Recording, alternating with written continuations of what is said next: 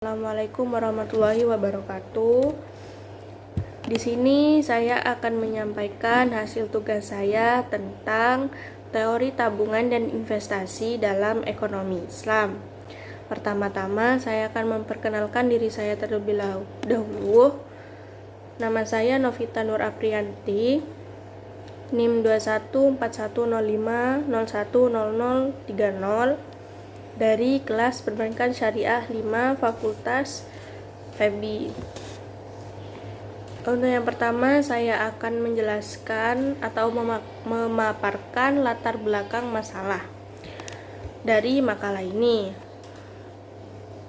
Selama ini harus diakui bahwa lembaga perbankan dalam perekonomian mempunyai peran yang sangat vital dengan sarana-sarana yang dibentuk dan kemudahan-kemudahan yang diberikan.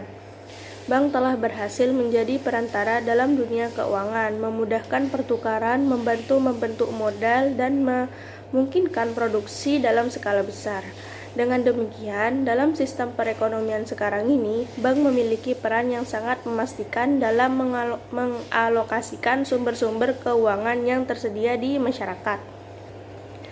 Masuk ke dalam pembahasan, yaitu poin pertama, teori tabungan. Teori tabungan dibagi menjadi dua. Yang pertama, teori tabungan dalam konvensional. Tabungan adalah sama dengan pendapatan dikurangi konsumsi. Penghasilan yang didapatkan oleh satu keluarga tidak selalu dihabiskan untuk belanja barang-barang yang dibutuhkan. Orang yang mampu dengan penghasilan yang cukup tinggi akan menghabiskan seluruh penghasilannya untuk konsumsi, kecuali jika kekayaan itu diboroskan untuk cara hidup yang serba mewah.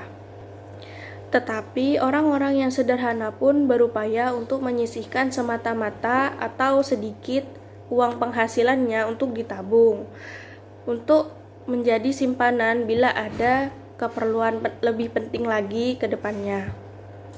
Untuk yang kedua, yaitu teori tabungan dalam Islam. Definisi tabungan menurut M. Najatullah Siddiqi dalam bukunya bermakna dua, yaitu pertama, tabungan yang ditujukan untuk berjaga-jaga dan tabungan yang ditujukan untuk investasi.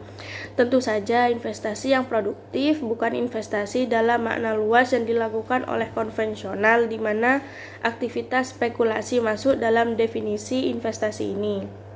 Untuk poin yang kedua, yaitu poin B, teori tentang investasi. Teori tentang investasi juga dibagi menjadi dua, yaitu yang pertama, teori investasi dalam konvensional. Tidak seperti tabungan dan konsumsi, investasi merupakan sebuah bisnis yang tidak dapat diprediksi dan beresiko, karena investasi tidak harus mengikuti pergerakan yang sama dengan produksi nasional bruto atau GNP. Beda halnya dengan pengeluaran konsumsi yang dapat mempengaruhi nilai produk nasional bruto GNP.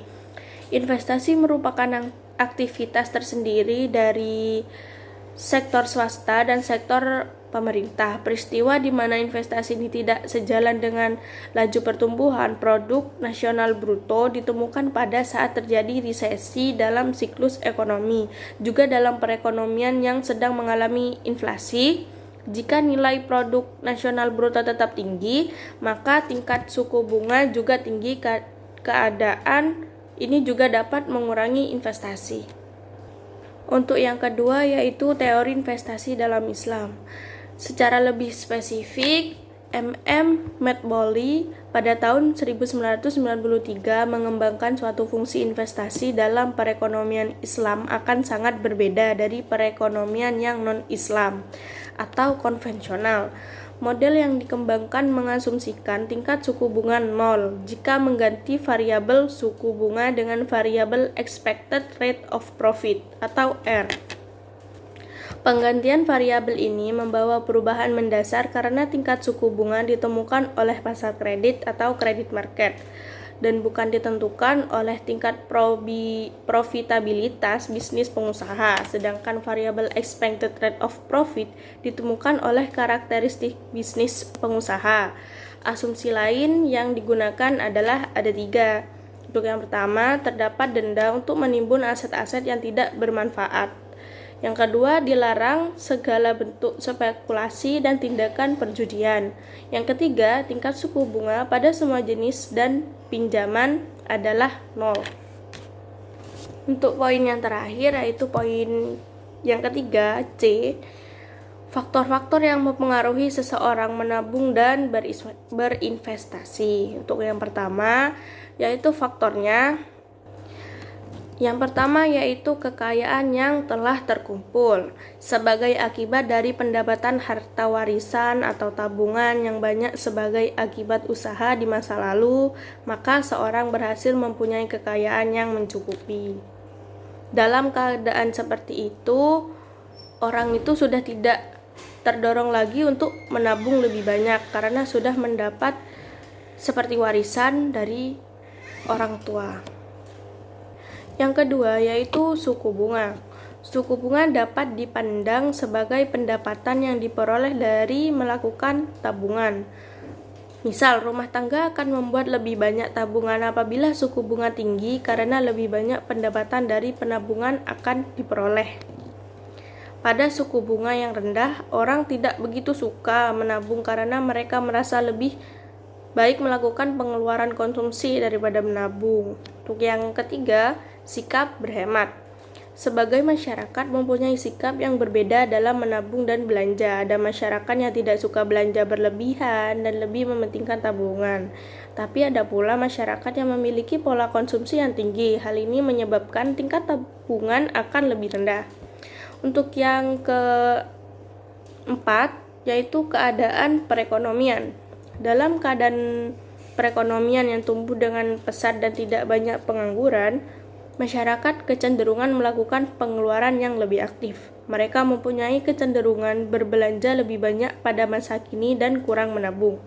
Tetapi dalam keadaan kegiatan perekonomian yang lambat dan pengangguran menunjukkan tendensi meningkat, maka sikap masyarakat dalam menggunakan uang dan pendapatannya menjadi makin berhati-hati.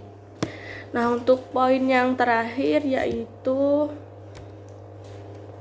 distribusi pendapatan.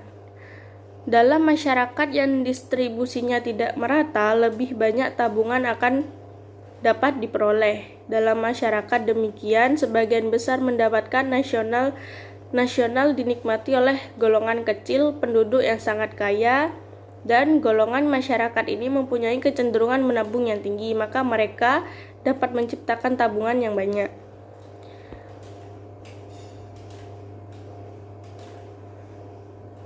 Sekian video presentasi saya hari ini. Terima kasih. Assalamualaikum warahmatullahi wabarakatuh.